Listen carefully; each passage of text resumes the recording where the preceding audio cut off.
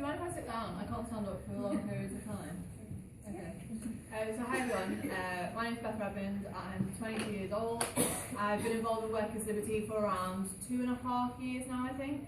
And I'm going to talk to you for a bit about how I became a revolutionary socialist, feminist, and why I think you should all be one too. And a bit about what's currently going on in the student feminist movement where like my work is kind of most prominent. So my political life didn't really start with a big bang. It didn't start with a big anti-war movement or a big anti-tuition fee movement, but a series of events in my life which gradually led me up a slope, which ended at the top with me realising that yes, I was a socialist feminist, and also realising that on some level I had kind of always been one. The school I went to treated its students as statistics and was run by an authoritarian Tory who idolised Margaret Thatcher and discouraged critical thought. We were told to study subjects because we were guaranteed to get good marks in them, not because we enjoyed them. And we were told the only realistic option for us after school was to go to university, even if, like me, you had no idea what you wanted to do with your weekend, never mind what you wanted to spend the next 3 years of your life doing. Most of the students there, including myself, were critical of these things, but it was kind of understood that we couldn't possibly change anything about them. It was just one of those bad phases in your life that everyone kind of has to go through. I didn't try very hard during sixth form. I didn't like school that much, and I had to go through clearing to get into university, but wasn't given any help by my teachers because I wasn't an Oxbridge candidate. No one in my family had gone to university before, so it was left to me and my friends, who were all celebrating their successes, to try and figure out some sort of career path for me.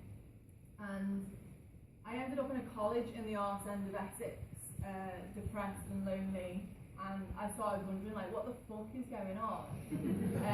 I was like, surely this isn't okay, but maybe I'm just like an anomaly who's fallen to the bottom of the net, and everyone else I went to school with is having a really good time, so it's fine. But still, I never kind of attributed these feelings and questions to anything political. And then on my 19th birthday, I found out I was pregnant. I went to the doctor, who made like some insensitive analogy about my at the time boyfriend being like a sailor coming off a ship after 6 months of being there, and that I should control myself and not jump on him as soon as I see him, that I should be ashamed of myself and be more careful next time. He told me that I'd have to travel to London to get an abortion. Ironically, it's the same clinic that Laura was talking about before. Yeah, weird. But I wasn't allowed to go on my own, I wasn't allowed to travel on public transport. I didn't have any friends at university, so I was stuck basically. I had no idea what to do. I ended up paying someone that I barely knew to drive me all the way there and all the way back again. I didn't receive any help from anyone afterwards, just a pile of painkillers and a patronising pat on the head. And at this point in my life, I was proper like, what the fuck is going on? I was like, this is surely like not okay. And how many other people are there who are having to go what I'm going through, but possibly even worse? It was then I was taken to a Workers' Liberty meeting on socialist feminism the following summer, and I'd never been able to talk openly in a space about things like sexism, things like sexual harassment, and for the first time in my whole life, I realised that all of the bad things that had happened to me while I was growing up, all of the rapes, all of the sexual assaults, the shame I felt after getting an abortion, were not my fault, but were all part of a systemic culture that lots of people were already trying to fight against. The attitudes people had towards me at those times were part of a wider societal attitude towards women in general. I felt incredibly angry and frustrated that I'd gone for so many years of my life without knowing that we should be fighting against those attitudes, that we should be questioning everything, and without being introduced to people who were fighting against it sooner. And even now I think about how many people there are who don't have class or feminist consciousness yet, but have horrible things happen to them every day based on their gender or their background. It isn't just something that you have to put up with. And as a result of the constant anger I feel at having spent so long of my life not knowing about this whole other world of stuff like socialism and feminism, I now see it as my responsibility to convince as many people of those ideas as possible, because essentially what we're trying to do is build a movement, and what is a movement without people?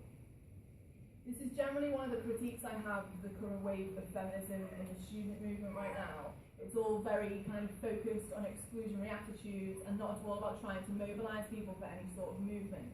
In fact, where there could and should be discussions and developments of ideologies, some femtops are too busy doing like craftivism and talking about their periods and drinking tea and coffee together. And yes, there is a place for those things, and those things can be important, but they cannot come at the cost of direct action in the form of things like occupying our workplaces, our colleges and our universities.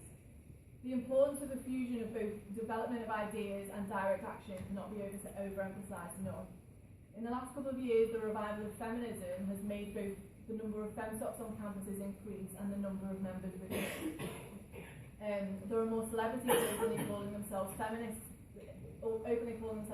now, and they influence young people. But the shallow influence these people have also limits how much these groups can develop. So for the past 6 months or so, I've been part of what I view as like a changing wave of student feminism, one that doesn't differentiate between feminist activism and education activism, but incorporates them both and highlights the gender demands of, for example, the free education movement. Both the student movement and more specifically the organisation I'm a part of, the National Campaign Against Fees and Cuts, has come under a lot of fire for as long as I can remember, or as long as I've been involved, for being very, very male dominated and for having kind of like the same 3 men do all of the work all of the time. And it was a valid criticism at one point. Like when I first got involved, I was subject to both classism and sexism and had to work twice as hard as any of the men in the organisation just for other men who I worked with more or less every day just to remember my name. And whether it was a conscious thing or not, I've been a part of a big turning of that trend on its head. The national demonstration, which we organised in November, which saw 10,000 students march on the streets of London for free education funded by taxing the rich, was organised almost entirely by women. The day-to-day organising of the organisation is now done almost entirely by women. And what I think is the most important thing to point out is that the anti-cuts groups we've been helping to set up on campuses where there's previously been little to no activism, and places like Chichester or Teesside or random places like that,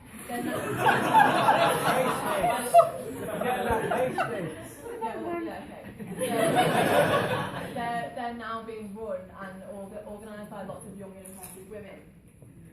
And just last week, NCAFC Women organised a speaker tour where we discussed and debated the critiques and limits of identity politics and safer spaces in the hope of developing our ideas and our politics and convincing people of our politics too.